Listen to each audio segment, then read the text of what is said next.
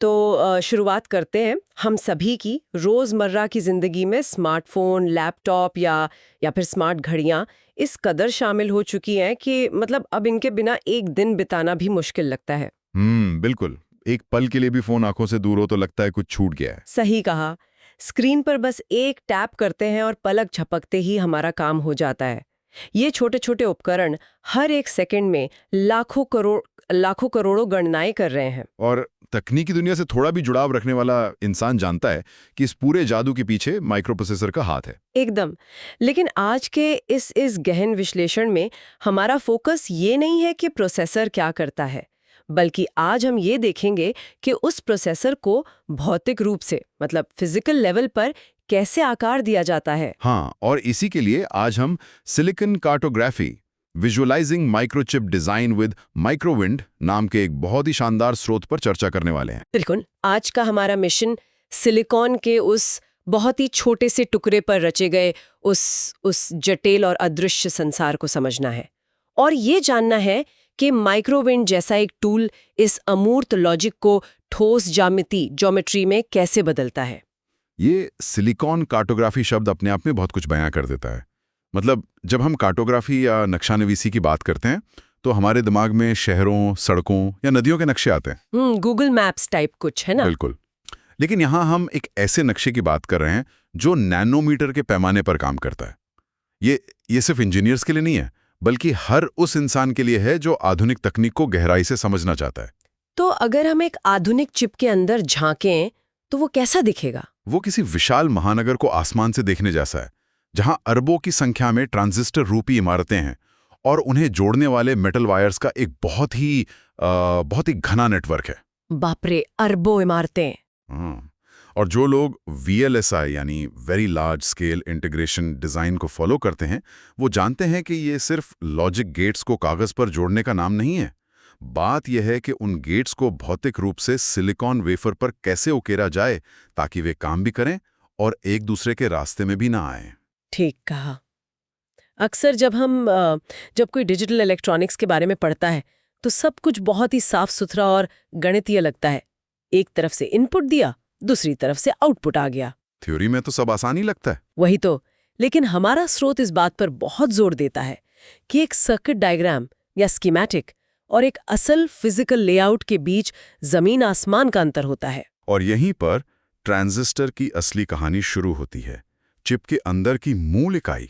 तो ट्रांजिस्टर को हम एक बहुत ही छोटे स्विच की तरह समझ सकते हैं ना, जो इलेक्ट्रिकल सिग्नल्स के प्रवाह को, उनके फ्लो को कंट्रोल करता है। बिल्कुल, एक मूलभूत निर्माण खंड। लेकिन जब हम VLSI के नजरिए से देखते हैं तो यहाँ जो बात सबसे दिलचस्प है वो ये है कि एक ट्रांजिस्टर केवल एक स्विच नहीं रह जाता। तो फिर वो क्या बन जाता है? वो सिलिकॉन, पॉलीसिलिकॉन और मेटल की अलग-अलग परतों से बना एक 3D स्ट्रक्चर बन जाता है।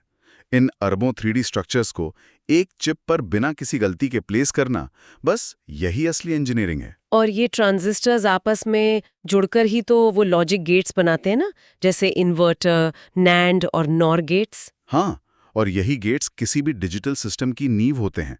CPU कैसे सोचता है, कैसे डेटा प्रोसेस करता है, ये जानने के लिए सबसे पहला कदम इन गेट्स के फिजिकल रूप को समझना ही है। लेकिन इतने सारे गेट्स को एक छोटी सी जगह में रखना, मतलब यहाँ सबसे बड़ी चुनौती स्पेस और प्लेसमेंट की होती होगी।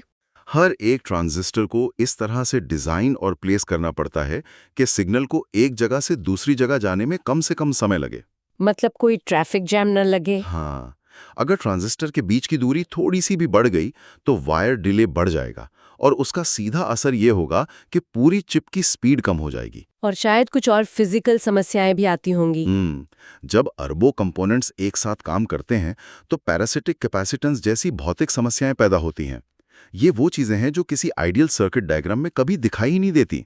तो अगर मैं इसे सही से समझ रही हूँ तो यह केवल यह तय करने के बारे में नहीं है कि कौन सा स्विच किसे ऑन करेगा, बल्कि यह भी है कि वो स्विच भौतिक रूप से कहाँ रखा जाएगा।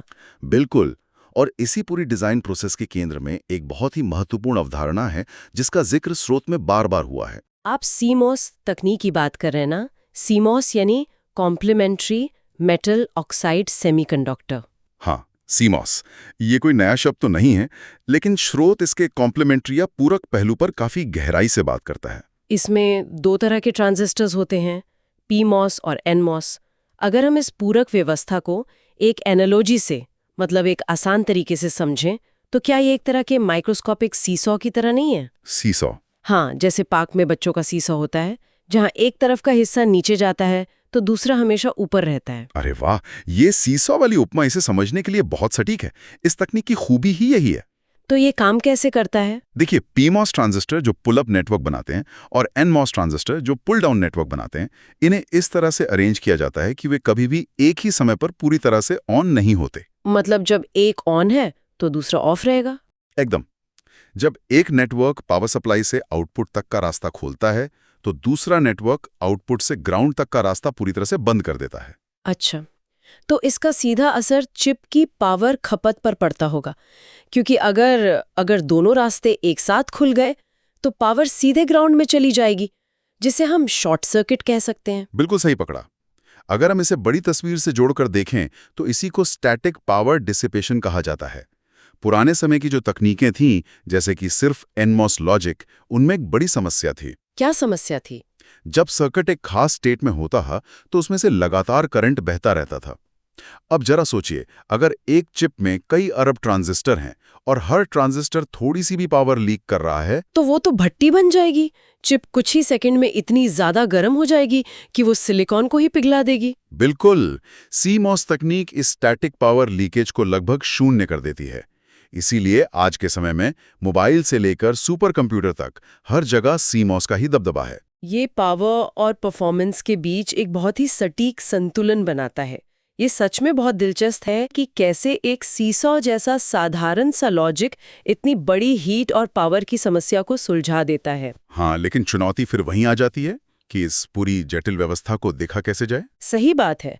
इंसान के बाल से भी हजारों गुना छोटे इन एनमॉस और पीमॉस ट्रांजिस्टरों को एक वेफर पर ड्रॉ करना, मतलब ये किसी इंसान के बस की बात तो है नहीं। और यहीं पर हमारा स्रोत उस टूल का जिक्र करता है जो इस पूरी चर्चा का केंद्र है, माइक्रोविंड। माइक्रोविंड।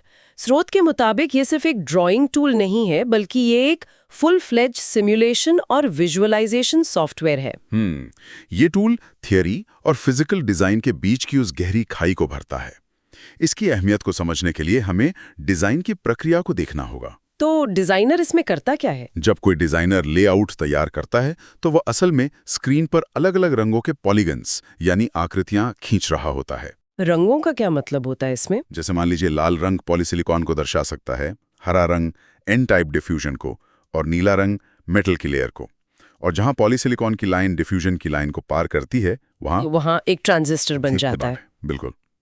ये टूल इन ज्यामितीय आकृतियों को पढ़ता है और पीछे बैकग्राउंड में बहुत ही जटिल गणितीय समीकरणों को हल करता है, ताकि ये पता चल सके कि ये डिजाइन एक असली सिलिकॉन वेफर पर कैसा बर्ताव करेगा। यानी ये सिर्फ एक नक्शा नहीं बना रहा है, ये चेक भी कर रहा है कि उस नक्शे पर बनी सड़कें असल में ट्रैफिक को संभाल पाएंगी या नहीं। सही कहा।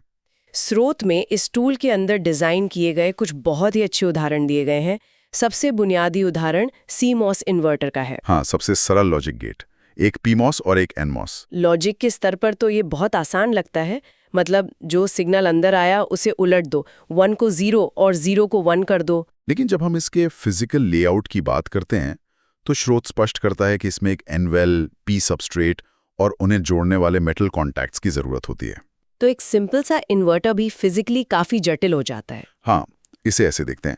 इन्वर्टर भले ही लॉजिक का सबसे छोटा हिस्सा हो, लेकिन फिजिकल डिजाइन में ये कई चुनौतियों को सामने लाता है। जब हम लेआउट में एक पीमॉस और एक एनमॉस को साथ रखते हैं तो हमें लैचअप जैसी समस्याओं से बचना होता है। ये लैचअप क्या होता है? इसमें चिप के अंदर एक अनचाहा शॉर्ट सर्किट बन सकता है। इसके अलावा जब माइक्रोविंड में इस इन्वर्टर का सिमुलेशन किया जाता है तो स्क्रीन पर वोल्टेज और समय का, वोल्टेज वर्सेस टाइम का एक ग्राफ दिखाई देता है। वो ग्राफ क्या बताता है? उसमें साफ दिखता है कि सिग्नल को 0 से 1 होने में या 1 से 0 होने में कुछ पिको सेकंड्स का समय लगता है। इसे प्रोपगेशन डिले कहते हैं। अच्छा, मतलब थियोरी में हम मान लेते हैं कि स्विच तुरंत काम करता है, लेकिन माइक्रोविंड दिखाता है कि असल दुनिया में ऐसा नहीं होता। एकदम सही। भौतिक सीमाएं काम की गति को धीमा करती हैं। हाँ, और मुझे लगता है यही वो डिले है जो तय करता है कि कोई प्रोसेसर 3 गीगाहर्ट्ज पर चलेगा या 4 गीगाहर्ट्ज पर, है ना? बिल्कुल, यही तो इस सिमुलेशन का जादू है। ये जानकारी सच में कितनी गहरी है। इसके बाद स्रोत एक कदम और आगे बढ़ता है और नैंड गेट के लेआउट पर चर्चा करता है। हम सब जानते हैं कि नैंड गेट को यूनिवर्सल गेट कहा जाता है। हाँ, यूनिवर्सल गेट, क्योंकि इसके जरिए डिजिटल लॉजिक का कोई भी अन्य गेट या सर्किट बनाया जा सकता है। ये डिजिटल सर्किट डिजाइन की आधारशिला है। लेकिन इसके फिजिकल लेआउट में स्रोत के अनुसार एक बहुत ही खास स्ट्रक्चर का पालन किया जाता है। नैंड गेट बनाने के लिए NMOS ट्रांजिस्टरों को सीरीज में और PMOS ट्रांजिस्टरों को पैरेलल में रखा जाता है। ये कोई रैंडम डिजाइन नहीं है, इसके पीछे गहरा विज्ञान है। कैसा विज्ञान? सेमीकंडक्टर फिजिक्स में इलेक्ट्रॉन्स की गति होल्स की गति से लगभग दोगुनी होती है। इलेक्ट्रॉन्स और होल्स की मोबिलिटी। हाँ, चूंकि NMOS इलेक्ट्रॉन्स का उपयोग करता है और PMOS होल्स का, इसलिए NMOS स्वाभाविक रूप से ज्यादा तेज होता है। तो जब हम NMOS को सीरीज में लगाते हैं तो क्या होता है? सीरीज में लगाने से उनका रेजिस्टेंस, उनका प्रतिरोध जुड़ जाता है, लेकिन क्योंकि इलेक्ट्रॉन्स की मोबिलिटी बहुत तेज है, वो इस कमी को पूरा कर देती है। अरे वाह! तो इसीलिए CMOS डिजाइन में NOR गेट के मुकाबले NAND गेट को हमेशा प्राथमिकता दी जाती है। बिल्कुल, ये जगह भी कम घेरता है और तेज भी काम करता है। माइक्रोबिन में लेआउट बनाते समय एक डिजाइनर अपनी आंखों से देख सकता है कि NAND गेट का फुटप्रिंट कितना कॉम्पैक्ट है। ये सच में एक आहा मोमेंट है मेरे लिए। मतलब चिप डिजाइन में सिर्फ ये नहीं देखा जाता कि क्या काम कर रहा है, बल्कि ये देखा जाता है कि भौतिक नियमों का सबसे अच्छे तरीके से फायदा कैसे उठाया जाए। और माइक्रोबिन में जब कोई इन ट्रांजिस्टरों को एक साथ जोड़ता है तो वो सिर्फ लॉजिक नहीं बना रहा होता, वो एक तरह से भौतिकी के साथ खेल रहा होता है। स्रोत में डिजाइन रूल चेकिंग या DRC का भी अहम जिक्र है। जब हम इतने छोटे स्तर पर काम कर रहे हैं तो जो फैब्रिकेशन लैब होती होंगी जहां ये असल में बनते हैं, उनके भी तो कुछ सख्त नियम होते होंगे। DRC किसी भी चिप डिजाइन के लिए संविधान की तरह होते हैं। वे बताते हैं कि 2 मेटल लाइनों के बीच कम से कम कितनी दूरी होनी चाहिए या एक पॉलीसिलिकॉन वायर की चौड़ाई कितनी होनी चाहिए। और अगर इन नियमों को तोड़ दिया जाए तो जब ये चिप असल कारखाने या फाउंड्री में बनने जाएगी तो शॉर्ट सर्किट हो जाएगा, या हो सकता है ट्रांजिस्टर बने ही नहीं। ओहो! तो माइक्रोविंड इसमें कैसे मदद करता है? माइक्रोविंड की एक बड़ी ताकत यह है कि ये रियल टाइम में इन DRC नियमों की जांच करता है। अगर डिजाइनर 2 परतों को बहुत करीब ले आता है तो स्क्रीन पर तुरंत एरर आ जाता है। तो ये तुरंत फीडबैक दे देता है। हाँ, और ये फीडबैक लूप डिजाइन को सुधारने और फैब्रिकेशन के लिए तैयार करने में बहुत मददगार होता है। ये तो ऐसा है जैसे कोई आपको शहर का नक्शा बनाने दे, लेकिन साथ ही साथ ये भी सुनिश्चित करे कि आपने पानी के पाइप को बिजली की लाइन के साथ तो नहीं जोड़ दिया है। हाँ, बिल्कुल सटीक उदाहरण है ये। तो अगर हम इस पूरी चर्चा को समेटें तो ये साफ हो जाता है कि विजुअल लर्निंग और ख़ास तौर पर माइक्रोविंड जैसे सिमुलेशन टूल्स का महत्व ये केवल एकेडमिक नहीं है। बिल्कुल नहीं, ये टूल किताबी सिद्धांतों और व्यावहारिक अनुप्रयोग के बीच की खाई को पाटने का काम करता है। स्रोत भी यही रेखांकित करता है कि ये सैद्धांतिक स्पाइस नेटलिस्ट और वास्तविक GDS2 लेआउट फाइल के बीच के अंतर को समझने का सबसे प्रभावी तरीका है। सिर्फ थ्योरी पढ़ने की बजाय अपनी आंखों के सामने ट्रांजिस्टर को काम करते हुए देखना जटिल कॉन्सेप्ट्स को आसान बना देता है, जब तक कोई ये नहीं देखता कि एक साधारण से इन्वर्टर को बनाने के लिए कितनी परतों की जरूरत है। वेक्टर्स और लॉजिक गेट्स काम कर रहे हैं, और इस तरह के टूल डिजाइनर्स को ये देखने की क्षमता देते हैं कि जब वे नियमों को थोड़ा तोड़ते हैं या ट्रांजिस्टर का साइज बदलते हैं तो पावर, परफॉर्मेंस और एरिया पर क्या प्रभाव पड़ता है। पावर, परफॉर्मेंस, एरिया, जिसे PPA कहा जाता है। हाँ, PPA ये आधुनिक चिप डिजाइन का सबसे मूलभूत त्रिकोण है। ये त्रिकोण ही पूरी सेमीकंडक्टर इंडस्ट्री को चला रहा है। तो आज हमने देखा कि कैसे सिलिकॉन कार्टोग्राफी केवल सिलिकॉन पर लाइनें खींचने का नाम नहीं है, बल्कि ये भौतिकी, ज्यामिति और लॉजिक का एक बहुत ही संतुलित संगम है। और हमने CMOS टेक्निक में उस C100 वाले पूरक मॉडल को समझा जो चिप को जलने से बचाता है। हाँ, और ये भी देखा कि कैसे माइक्रोविंड जैसे टूल नैनोमीटर स्केल की इस दुनिया को स्क्रीन पर लाते हैं ताकि हम डिले, कैपेसिटेंस और डिजाइन रूल्स को समझ सकें। माइक्रोचिप के अंदर झांकना केवल एक पढ़ाई नहीं है, ये उस तकनीक के दिल में उतरने का सफर है। ये ज्ञान हमें उस तकनीक की कदर करना सिखाता है जिस पर हमारी पूरी डिजिटल दुनिया टिकी है। अगली बार कोई भी अपने फोन पर ऐप खोलेगा तो शायद वो सोचेगा कि इसके पीछे अरबों ट्रांजिस्टर किस तरह से एक सटीक सिम्फनी में काम कर रहे हैं। ये सच में इंसान की बनाई गई अब तक की सबसे जटिल और सटीक संरचनाओं में से एक है। और इसी बात पर आज के इस गहन विश्लेषण को समाप्त करने से पहले मैं एक ऐसे विचार के साथ छोड़ना चाहूंगी जो इस चर्चा को भविष्य की ओर ले जाता है। बिल्कुल, बताइए। आज हमने देखा कि कैसे माइक्रोवेव की मदद से हम सिलिकॉन वेफर पर इन छोटे ट्रांजिस्टरों और यूनिवर्सल गेट्स का लेआउट तैयार करते हैं। मूर का नियम, जो दशकों से ये कहता आ रहा है कि हम इन ट्रांजिस्टरों को लगातार छोटा करते जाएंगे। लेकिन सोचने वाली बात यह है कि हर चीज की एक भौतिक सीमा होती है।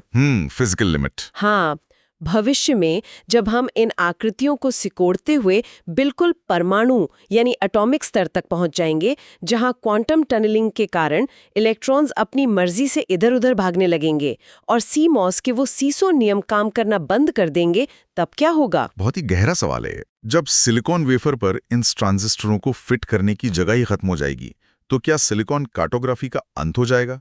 और जब हम उस सीमा तक पहुंच जाएंगे तो कंप्यूटिंग का अगला स्वरूप क्या होगा? क्या कार्बन नैनो ट्यूब्स या फोटोनिक्स के युग में कंप्यूटिंग का नया नक्शा खींचा जाएगा? इसी सवाल के साथ हम आज की इस चर्चा को यहीं विराम देते हैं। इस अदृश्य लेकिन शक्तिशाली दुनिया की यात्रा में साथ जुड़ने के लिए बहुत बहुत धन्यवाद।